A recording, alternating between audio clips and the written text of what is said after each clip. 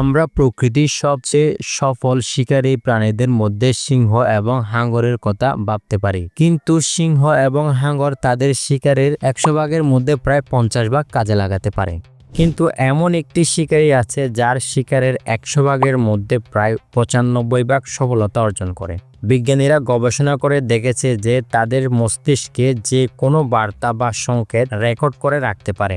এমনকি একটি সময়ে একটি বস্তুর উপর ফোকাস রেখে একজাক পোকামাকড়ের মধ্য থেকে একটি শিকার বাছাই করতে সক্ষম তারা। প্রতি ঘন্টায় এই শিকারী 30 মিটার উড়তে পারে এবং প্রকৃতির যে কোনো প্রাণীর চোখের চাইতে তাদের চোখ খুব দূরদর্শী। মজার ব্যাপার হলো এই পতঙ্গটি শিকারের অগ্রিম অবস্থান জানতে পেরে যায়। এমন কিছু অবাক করা তথ্য জানবো আজকের এই এপিসোডে, তো চলুন শুরু করা যাক।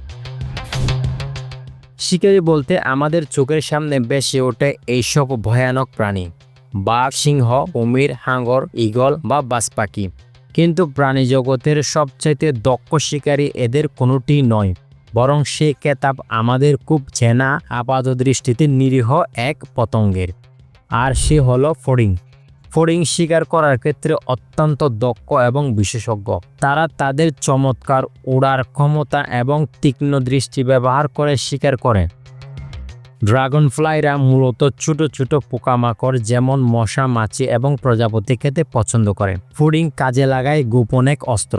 শিকার ধরার সময় ঠিক যেন ভবিষ্যৎ দেখতে পায় ফড়িং। কিন্তু কিভাবে? অনেক প্রাণী শিকার ধরার জন্য উৎপেতে থাকে, তাড়া করে, ঝাঁপিয়ে পড়ে বা ছো মারে, কিন্তু ফড়িং এর শিকার ধরার পদ্ধতি একদম আলাদা। বিশেষ করে জলাশয় ও তার আশেপাশে ফড়িং ডানা মেলে ভেসে চলে বাতাসে, আবার কখনো কখনো ঘাসের ডগায় বসে মেলে রাখে সতর্ক চোখ। উড়ন্ত মশা, প্রজাপতি বা মাছি দেখতে পেলে মুহূর্তের মধ্যেই পৌঁছে যায় তার কাছে মৃত্যুর দূত হয়ে। কিন্তু এই মুহূর্তে শিকার যেখানে আছে সেখানটা ফড়িং এর লক্ষ্য নয়, বরং পরের মুহূর্তে যেখানে পৌঁছাবে ঠিক সেখানে হানা দেয় ফড়িং আর সুচারুভাবে আকাশে ছিনিয়ে নেয় উড়ন্ত শিকার। গড়ে 100 বারের চেষ্টায় 95 বারের শিকার ধরা সফল হয় ফড়িং, যেখানে হাঙ্গর সফল হয় 80 ভাগ আর সিংহ গড়ে মাত্র 25 ভাগ। ফড়িং প্রায় 300 মিলিয়ন বছর আগে পৃথিবীতে প্রথম দেখা দেয়। তারা ডাইনোসরের চেয়েও প্রাচীন। আকাশ জুড়ে উড়ে বেড়ানো সেসব ফড়িং তার শুধু ডানার বিস্তারে ছিল 2.5 ফুট। 25 থেকে 30 কোটি বছরের অভিযোজনের ফলে আকারে অনেক ছোট হয়ে এলেও ফড়িং এর শিকারের দক্ষতায় খুব বেশি এদিক সেদিক হয়নি। এমন অভিজ্ঞ শিকারী হয়ে ওঠার পেছনে কাজ করে ফড়িং এর বিশেষ শারীরিক ও ডানার গঠন। ফড়িংদের চোখের হাজার হাজার ছোট ছোট লেন্স থাকে, যা তাদের আশেপাশের ছোট পোকামাকড়কে খুঁজে পেতে সাহায্য করে। তারা তাদের চোখের মাধ্যমে 360 ডিগ্রি দৃষ্টিসীমা পায়, যা তাদের শিকার খুঁজতে এবং ধরতে সুবিধা দেয়। তবে সবচেয়ে জরুরি তার চোখের ধরন ও কাজ। অন্যান্য পোকামাকড়ের সঙ্গে ফড়িং এর বড় একটা পার্থক্য এখানেই। ফড়িং এর চোখে প্রায় 30,000 ছোট ছোট লেন্স থাকে, যা তাদের চারপাশের সমস্ত কিছু স্পষ্ট দেখতে সাহায্য করে। এর ফলে তারা শিকার এবং শিকারীদের সহজেই চিহ্নিত করতে পারে। কোনো প্রজাতি 40 ফিট দূরত্ব পর্যন্ত কাজ চালিয়ে নেওয়ার মতো দেখতে পায় অতি বেগুনি ও পোলারাইজড আলোতেও। আরো মজার বিষয় হলো এক এক লেন্সে এক এক ধরনের রং ধরা পড়ে। মানুষের মতো দৃষ্টিলক্ষ্যে মনোযোগ দিতে পারে ফড়িং, আশেপাশে আর যা কিছু ঘটে যাক না কেন। এমনকি একজাক পোকামাকড়ের মধ্যে একটি মাত্র পোকাকে আলাদা করে শিকার করার ক্ষমতাও আছে তার। শিকারের প্রতিবিম্ব রেটিনার ঠিক একই জায়গায় রেখে একই কোণে এগোতে তাকে উড়ন্ত শিকার। হুট করে গতি বাড়ালে বা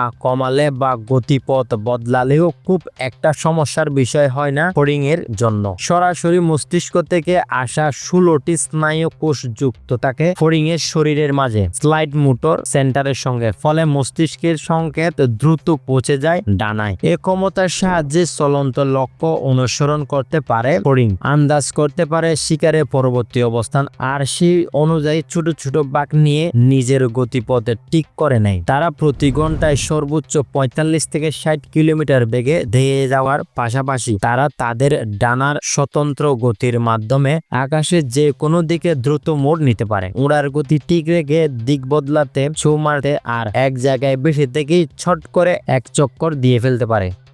অ্যান্টেনার সাহায্যে বাতাসের গতি মেপে নির্ভুল হিসাব করতে পারে। সব মিলিয়ে শিকারের পরের মুহূর্তের অবস্থান যেন আগে থেকে জেনে যায় সে, আর ঠিক সেখানেই পৌঁছে যায় মৃত্যুর দূত হয়ে। গোটা বিষয়টা ঘটে মাত্র 50 মিলি সেকেন্ডের মধ্যে, আর তাকে অব্যর্থ ওই পতঙ্গ যেখানে মানুষের চোখের এক পলক ফেলতে সময় লাগে 300 মিলি সেকেন্ড, আস্ত এক দানাহারিও সে শিকার ধরে ফেলতে পারে। কখনো উড়তে উড়তে চিড়ে খেতে শুরু করে শিকারের তাজা মাংস। সারাদিনেই একের পর এক শিকার ধরে পেটে চালান করে দিতে থাকে। প্রতিদিন নিজের ওজনের সমপরিমাণ খাবার খায় ফড়িং। কম যায় না ফড়িং এর বাচ্চাও। স্থির পানির উপর জলজ উদ্ভিদ বা জলাশয়ের কাছে মাটিতে ডিম পাড়ে ফড়িং।